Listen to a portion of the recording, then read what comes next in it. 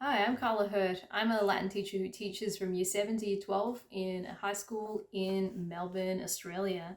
And I have a confession to make. For most of my teaching career, I've been making students do things the slow, hard way instead of the joyful, easy, faster, more efficient way. Let me explain.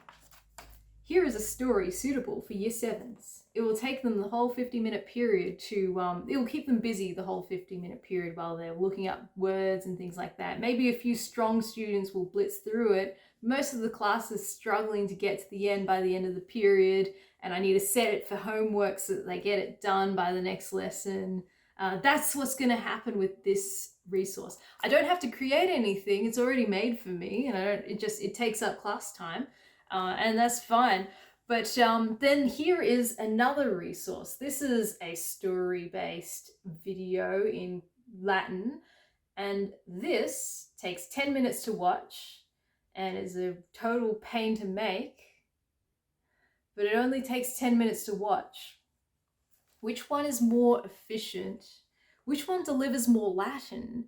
Which one builds more mental representation of the language? Well, this one takes 50 minutes to translate and it has 207 words.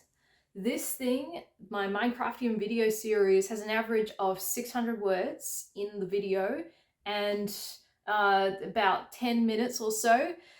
It's 60 words a minute versus this, which is about maybe 5 words per minute, 5 words a minute. This thing is processed at 5 words a minute.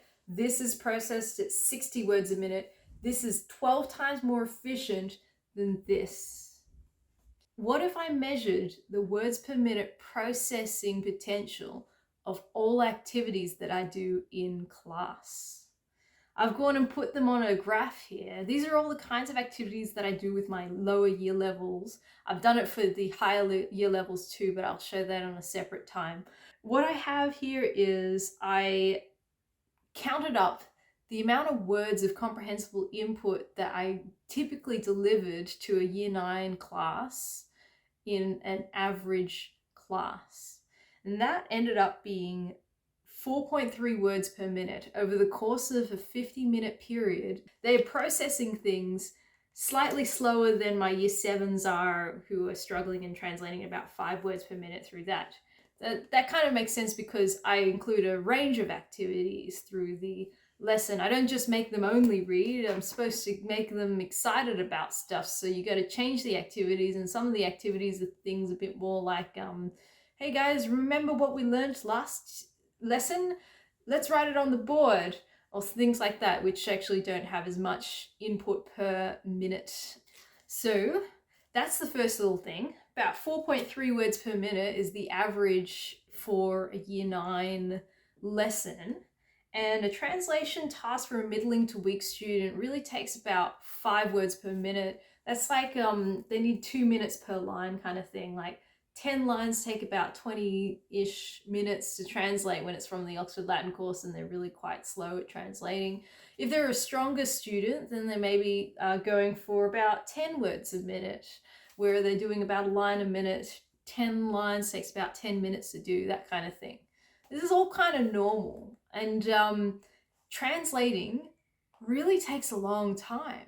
Writing things out in English takes a long time. What I have next on the graph is sustained silent reading of slightly challenging novellas. This is what I've done. That 40 words per minute is what I measured for myself from choosing a text that was just slightly above my level, just enough to give me a bit of that, a few unknown words in there that I didn't really need to look up. I could make it out from the context and from related words, that kind of thing. It wasn't this novel, it was a novel called Ciceronis Filius, which is admittedly not as hard as an authentic text, but it's where my optimal zone is at the moment for pleasure reading. I can read authentic text without a dictionary, it's just that I'll take quite a long time, and I can speed through Ciceronis Filius. That's where I got 40 words per minute quite consistently. I can read at that speed when I'm getting slightly challenged. That's what I'm expecting and hoping my students be able to process when they read for pleasure novels that they self-select. Novels like Labyrinthus and Cloelia, and there's a whole heap more of these. You can fill up a classroom library full of Latin novellas that are written in accessible language, that are written with these kind of things. And some of them have pictures like that one, some of them don't, and just have maybe the occasional marginal note. They're not sheltered grammar, which is a good thing. This doesn't have to be like, oh, wait until the subjunctive has been introduced in the Oxford Latin course before you give them a text that contains a subjunctive in it. No, put the text in there. As long as the vocabulary makes it really clear what the intention of the sentence is, students will understand the sentence and will start to incorporate, to integrate that whatever feature, subjunctive, accusative, infinitive. They're going to incorporate it into their mental representation of the language through the unconscious process of acquisition. That's why novellas are huge. They are going to deliver 40 words per minute. If you can get students to do a sustained silent read of a novel of their choice, this is already almost 10 times better than this. This is an extremely restricted kind of reading because there's so much unfamiliar vocab. There's always about 20 new words per chapter. 20 new words only spread out across like a couple stories. You're encountering a lot of new words per chapter. And the other thing is that these aren't necessarily the biggest page turners for everyone. And although this Cambridge Latin course is really compelling, everyone's got their own tastes. Everyone has favorite and not so favorite stories. This model of novella selection allows students to select for things that they then get hooked on. Free voluntary reading is the way to go. So that's 40 words per minute. Next we have me reading aloud a novella at the speed of speech. It turns out to be 60 words per minute, but it may not be the most effective strategy because this is me reading at my speed. Students may need to read it like a little bit slower speed in their head when they're reading this thing. I just put that statistic in there because it's what I'm currently doing in lockdown. I can't actually give students a novella. I can't hand it to them and have them hand it back to me because we're all locked in our houses. And so I just read aloud from a story and just say, look, even if you get 50% of the story, then you're still getting 30 words per minute, and it's way better than doing a translation. So try to enjoy the story, and if you don't like the story, then tell me to read a different one. So that's me reading aloud a novella at the speed of speech.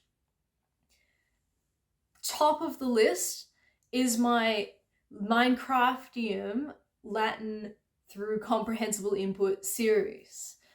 Here's a video of it. It's an average of 62 words per minute. These things are 12 times more powerful, 12 times more powerful than these stories because they're offering input at such a speed, 62 words per minute. I mean, I repeat myself, but it's not meaningless repetition. It's repetition because I'm like talking. When people talk, they say things that are redundant and they're all understood. They're all getting processed by the brain in chunks. So that's why I've got 62 words per minute firing off at the students, but because the context of the video and the imagery and the scene and the obviously what's going to happen in the story kind of thing makes it make sense to them enough that they can process things really quite accurately at a huge speed. And so that is why if I spent 10 minutes just showing them a video of Minecraft like that, and then the rest of the 40 minutes doing a translation, they'd end up understanding more Latin through the 10-minute video than they would through the translation task. This is why we need to pay attention to how much content can we deliver in a comprehensible manner in the amount of time that we have. Because if we simply just give students more and more translation tasks to do, they're going to struggle, it's going to eat into time spent on other things, it's going to cause a lot of pain. This kind of slow translation process is a very painful thing, and it just isn't practical. There just isn't time in the day to really ramp up 10 times this amount if you just do the same method of translating a story. But if you set students, if you create and set students material that is comprehensible at the speed of speech, or get students to do free voluntary reading of a Latin novella for 10 minutes in the class, the amount of massive comprehensible input that can get to them and really speak to them meaningfully goes up astronomically. And this is why I continue to make those videos, even though I'm a salaried worker. I'm not actually getting paid to make extra materials like that. It's because this is the most efficient way to learn Latin. Thank you.